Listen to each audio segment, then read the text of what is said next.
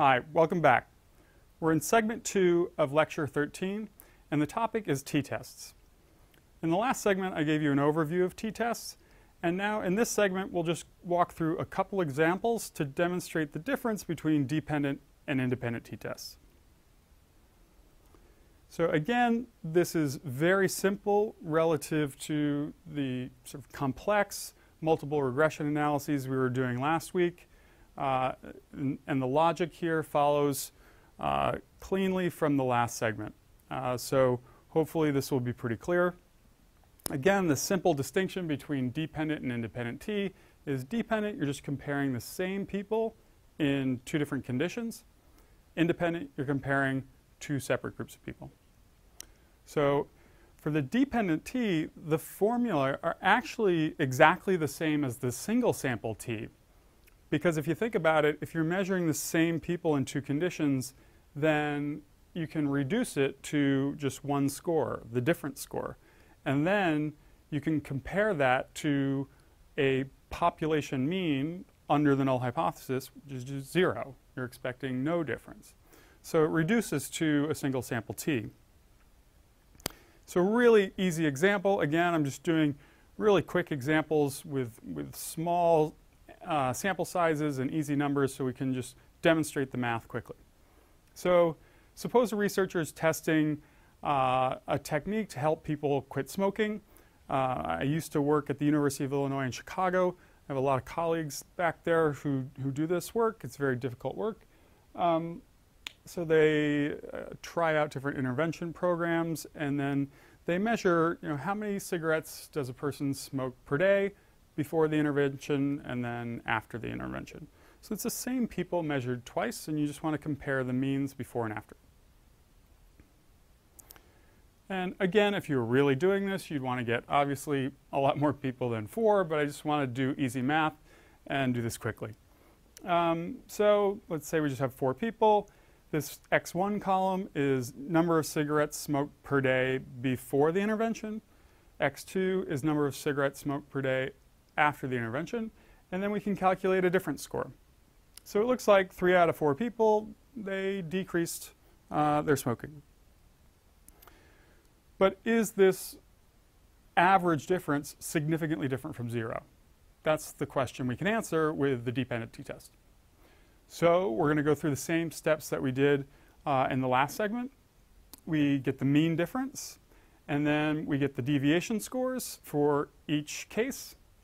We square them, sum them, that gives us sums of squares. From sums of squares, we get mean squares, or variance. From variance, we get standard error. Standard error is just how much of a difference would we expect just due to chance. If I just asked a smoker one day, how many cigarettes did you smoke today? And then I asked him a week later, how many did you smoke this day? It wouldn't be exactly the same, right? There's sampling error. There's just random fluctuation. How much fluctuation can we expect just due to chance in this case? Well, about 2 cigarettes. That's standard error. What did we observe? Well, we observed a mean difference of -5. That is, on average, people dropped 5 cigarettes. We can expect a difference by just due to chance of 2. That gives us a t of 2.5. In this case, -2.5 because it was a drop. That's arbitrary, though. So is 2.5 significant? It's sort of on the cusp. If you look at the p-value, it's actually 0.044. Remember, in the z distribution, you needed 1.96 to get p less than 0.05. So why is 2.5 so close? I mean, we made it. It's significant. But it's just under the wire. It's just below 0.05. It's just below 0.05 because the sample size was so small. So when the sample size is so small, we have to get our p-value from, again, that family of t distributions, right? Not the z distribution. And with a small sample size, we're getting a t distribution that's pretty wide. So you have to go pretty far out there to get p less than 0.05. And we did. We went all the way out to 2.5. So again, that's a significant difference. Again, we want to supplement that with an estimate of effect size. Again, we use Cohen's d. It's just the mean difference, which was 5, over now standard deviation, not standard error.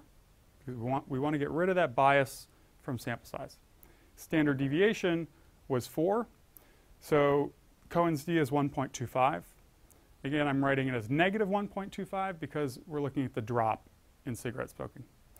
And again, Cohen's d, anything Cohen's d of 1 or greater is considered by just about everybody as a large effect size.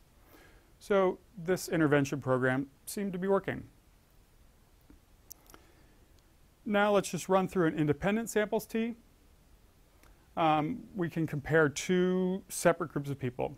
So men and women, a control group, an experimental group, a drug group and a placebo group, patients and normals. You can think of lots of experimental designs where you would use an independent t-test. This is one of the most common statistical tests used in science. And really simple, right? You're just calculating 2 means, calculating standard deviations, variances, standard error. Pretty easy math. So again, here's the formula. We're going to compare 2 means and look at that observed difference relative to the standard error of the difference. The math is a little different here because we have 2 groups. So to get the standard error of the difference, I need to get the standard error for both groups. And the way to do that is to pool the variances from the 2 groups and then calculate standard deviation from that. The one extra bit that I've done in here, just to be thorough and to be accurate, is we want to weight the variances for each group by the number of subjects in each group. If we have the same exact number of subjects in each group, then we could just average the variances. But that's not always the case. When we run experiments, we might have more men than women. We might have some people drop from the experimental group or from the control group, and so on. So it's not necessary to have equal n. So we want to basically create a weighted average of these variances. So that's all we're doing in the bottom here, getting that variance pooled. It's just a weighted average of the variances from the 2 groups. So the example I'll use here is an example from cognitive psychology. So suppose we wanted to compare young adults to elderly adults in what we call just cognitive processing speed. So it's a well-observed finding that as people get older, their processing speed gets slower. Just your reaction time to respond to things, stimuli in your environment, slows down. And this can be on the order of milliseconds. And that's what I'm demonstrating here. So let's look at group 1. This is young adults. Assume I had 100 of them. And I gave them, say, a computerized task where they have to respond very quickly to things that pop up on the computer, on the computer screen.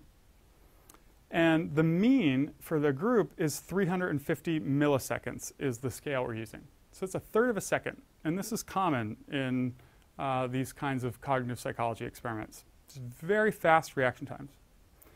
And then we'll take a group of elderly adults and have them do the same task. And let's say their mean was 360 milliseconds. That's only a 10 millisecond difference.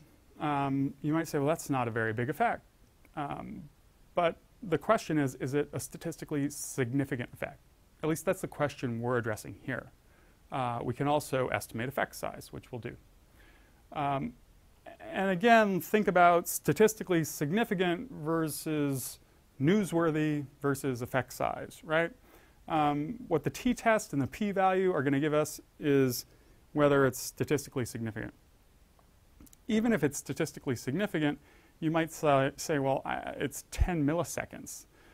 So one person might argue 10 milliseconds, who really cares? If if when I'm 70, I'm 10 milliseconds slower than I was when I was 20, who cares? But you could think of it another way. Imagine you're driving a car and something happens in an intersection very quickly. 10 milliseconds is a long time, right? So 10 milliseconds might be really significant and not in a statistical sense, okay?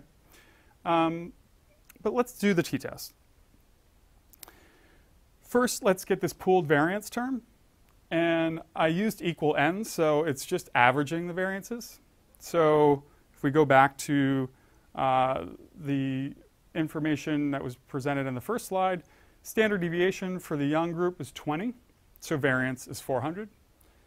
Standard deviation for the second group was 30, so variance is 900. Since the n's are equal, I could just average those. So my pooled variance is 650. I can calculate standard errors from that. And then I get standard error of a difference from those pooled standard errors. And on the very bottom line of this slide, you see the standard error of the difference is 3.61. Again, let's just pause there and think conceptually, what does that number really mean? Standard error of a difference. It's how much the difference scores should fluctuate. So it's not how much the means fluctuate. This is a little different, right? So the means, each mean will fluctuate, which means the difference scores will fluctuate even a little bit more. And how much just chance error fluctuation would we expect due to chance in this example? Just 3.61, just less than 4 milliseconds. So very little fluctuation. What did we observe? We observed a 10 millisecond difference. So we get a t-value of 2.77. And again, it's negative because I put the young group first. Again, that's arbitrary. I could have switched it and it would be 2.77. It would give us the same p-value because the t-distribution is symmetric. So the p-value associated with that is 0.003, obviously less than 0.05. So again, significant, reject the null. But we always want to look at the bias of sample size and supplement that with effect size, right? So I'm going to wrap up this lecture and this segment, just try and drive home how important this sample size issue is by keeping everything in that example exactly the same and just changing the sample sizes. So in the last calculation, we assumed sample sizes of 100. Let's just cut that down to 10 and look what it does. This is all the same variances, same pooled variance. But now, because I only have 10 people in each group, the standard error of the difference is now 11.4. What did we observe? We observed a difference of 10. So now we get a t-value that's less than 1. Clearly, we're not going to come anywhere near being statistically significant. The p-value is 0.2. So no, we can't reject the null here. We have to retain. But look at Cohen's d. Cohen's d doesn't change from the first set of calculations to the second, right? We observed a 10 millisecond difference. The pooled standard deviation didn't change. So the effect size didn't change. So this should raise some eyebrows if this hasn't already sunk in our discussion of central limit theorem and NHST in general. This is problematic for NHST, right? The effect size is exactly the same. In one case, we're saying, yeah, it's clearly significant, reject the null. And in another, we're saying, nothing happened, retain the null. And it's all due to sample size. What that means is if you do a study and you get an effect size that's not quite as large as some of the ones we've been observing, like this one, say around 0.4, then if you want to get it to be significant, just run a lot of subjects. And then you can get it to be significant and you can say, hey, look, there's a significant difference. That's why it's critical to follow up those significance tests with estimates of effect size. Because that tells you about the magnitude. And both of those pieces of information together will provide a more comprehensive account of what happened in the study. So to summarize this lecture on the t-tests, remember we started with the z-test, but that's pretty rare because we rarely know the population parameters. You do the single sample t, comparing a sample mean to a population mean, and then again, dependent samples same people, two different conditions, look at the difference score. Independent samples, just compare two separate groups. The only trick here, I think, given that we've been through the central limit theorem, we've been through null hypothesis significance testing, we've been through regression, I'm hoping that this was one of the easier lectures. But again, the one thing to just be careful about is making sure you get your notation right. And don't confuse standard deviation and standard error, or standard error of the mean and standard error of the difference. So just make sure you get the notation down. But that's really the only tough part to this.